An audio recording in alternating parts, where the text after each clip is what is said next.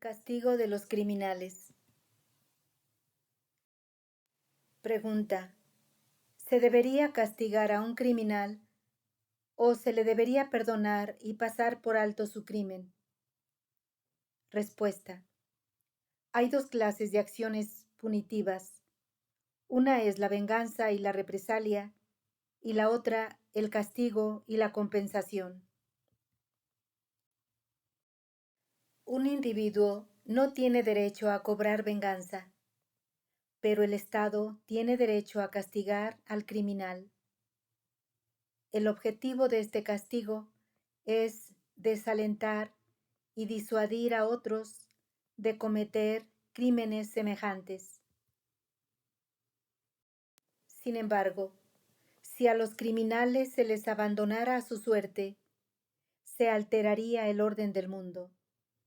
Así, al tiempo que el castigo es uno de los requisitos esenciales del Estado, la parte agraviada y perjudicada no tiene derecho a cobrar venganza. Por el contrario, debe mostrar perdón y magnanimidad, ya que esto es lo que corresponde al mundo de la humanidad. No obstante, el Estado debe castigar al agresor, al homicida y al asaltante, a fin de desalentar y disuadir a otros de cometer delitos similares. Lo esencial, sin embargo, es educar a las masas de tal modo que, para empezar, no se cometan delitos, pues un pueblo se puede educar hasta tal punto que rehúya por completo todo delito, y, en realidad, considere el delito mismo como la mayor de las penas y el más doloroso de los tormentos y castigos. Así, desde un principio, no ocurrirán delitos que requirieran castigos.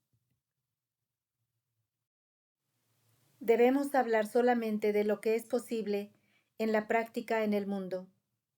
Lo cierto es que hay una abundancia de ideales y sentimientos elevados que no se pueden poner en práctica.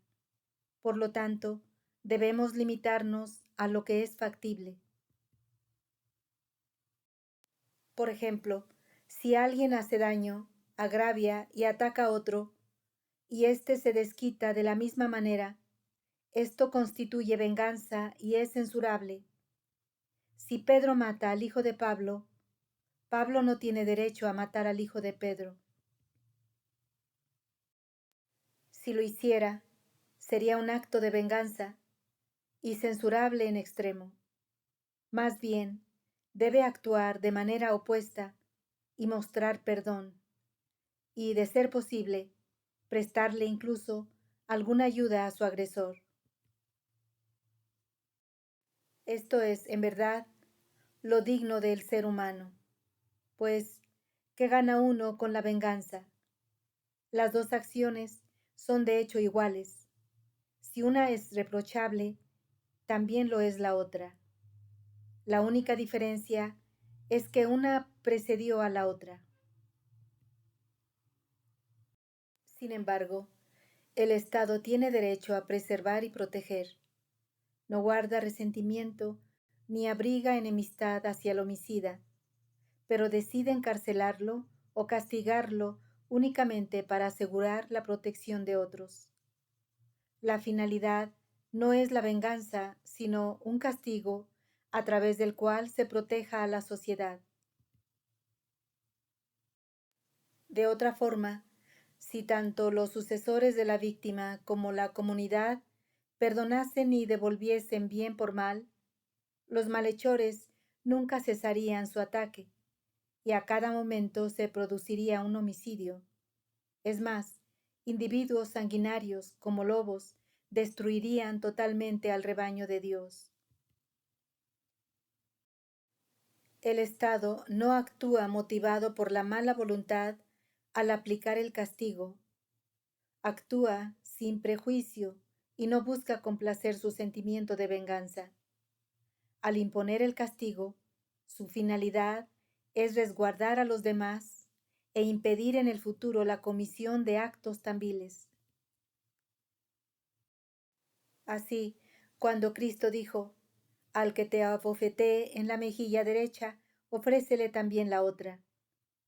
El propósito era educar a las gentes, no insinuar que uno debe ayudar a un lobo que se ha abalanzado sobre un rebaño de ovejas y está decidido a devorarlas a todas. Al contrario, si Cristo hubiera sabido que un lobo había entrado en el redil e iba a aniquilar a las ovejas, ciertamente lo habría impedido. De la misma manera que el perdón es uno de los atributos de la misericordia de Dios, la justicia es uno de los atributos de su señorío.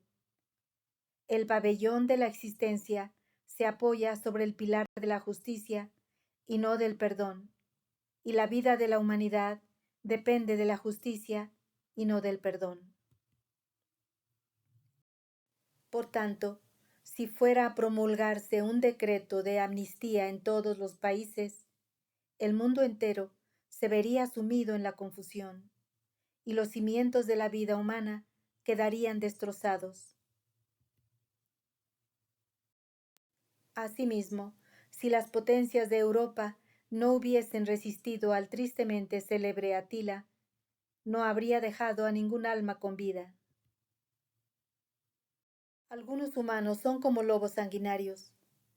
Si no vieran por delante algún castigo, matarían a otros solo por propio placer y entretenimiento. Uno de los tiranos de Persia mató a su mentor por pura diversión. Mutawakkil, el famoso califa abasí, solía convocar a sus ministros, representantes y fiduciarios a su presencia.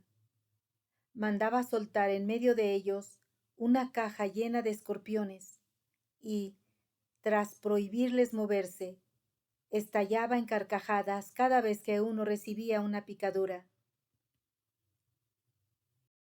En resumen, el correcto funcionamiento del Estado depende de la justicia y no del perdón. Así, lo que Cristo quería decir con perdón y magnanimidad no es que si otra nación os atacara, quemara vuestros hogares, saqueara vuestros bienes, agrediera a vuestras mujeres, hijos y familia, y violara vuestro honor, debierais someteros a esa hueste tiránica y permitirles que llevaran a cabo cualquier clase de iniquidad y opresión. Antes bien, las palabras de Cristo se refieren al trato privado entre dos personas, estableciendo que si una ataca a la otra, la parte perjudicada debe perdonar. Pero el Estado debe proteger los derechos de las personas. Por tanto, si alguien fuese a atacarme, perjudicarme, oprimirme y herirme, de ninguna manera le haría frente, sino que le mostraría perdón. Pero si alguien fuese a atacar a Seyed Manshadi, aquí presente, por supuesto que se lo impediría, aunque la no interferencia le parecería bondad al atacante, sería pura opresión hacia Manshadi. De igual modo, si un árabe cruel entrara ahora en la habitación, blandiendo una espada y dispuesto a agredirte, herirte o matarte, por supuesto que yo se lo impediría. Si te dejase a merced de ese hombre, eso sería opresión, no justicia. Pero si me dañara a mí, se lo perdonaría. Un último punto. El Estado está ocupado día y noche en idear leyes penales y proporcionar medios y maneras de castigar. Construye cárceles, adquiere cadenas y grilletes, y dispone lugares de exilio y destierro, de tormento y privación, tratando con ello de reformar al criminal, cuando en realidad Eso solo acarrea el deterioro de las costumbres y la corrupción del carácter. En lugar de esto, el Estado debería afanarse día y noche en realizar todos los esfuerzos por asegurar que las almas sean debidamente educadas, progresen a diario, avancen en las ciencias y el conocimiento, adquieran virtudes meritorias y modales loables, y que abandonen comportamientos violentos, a fin de que nunca tengan lugar los delitos. En la actualidad prevalece lo contrario. El Estado está continuamente intentando fortalecer las leyes penales y disponer medios de castigo, instrumentos de muerte y punición, y lugares de encarcelamiento y exilio, y esperando luego a que se cometan delitos. Esto tiene un efecto sumamente dañino. Pero si se educara a las masas, de modo que día a día aumentaran el conocimiento y el saber, se ampliara el entendimiento, se refinaran las percepciones, se rectificaran las costumbres y se transformaran los modales, en resumen, si se progresara con respecto a todos los niveles de la perfección, se reduciría la comisión de delitos. La experiencia demuestra que los delitos son menos frecuentes en los países civilizados, es decir, entre aquellos que han logrado una civilización verdadera.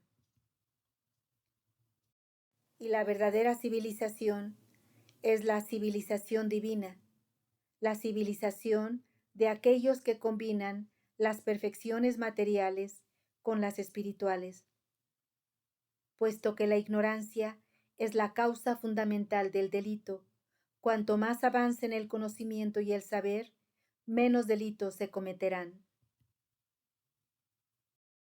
Considera las tribus anárquicas de África. Cuántas veces se matan entre sí, e incluso ingieren el cuerpo mismo de sus adversarios. ¿Por qué no ocurren semejantes barbaries en Suiza? Claramente, la razón de ello es la educación y la virtud. Por tanto, el Estado debe, primero, intentar impedir que se cometan delitos, en lugar de idear penas y castigos rigurosos.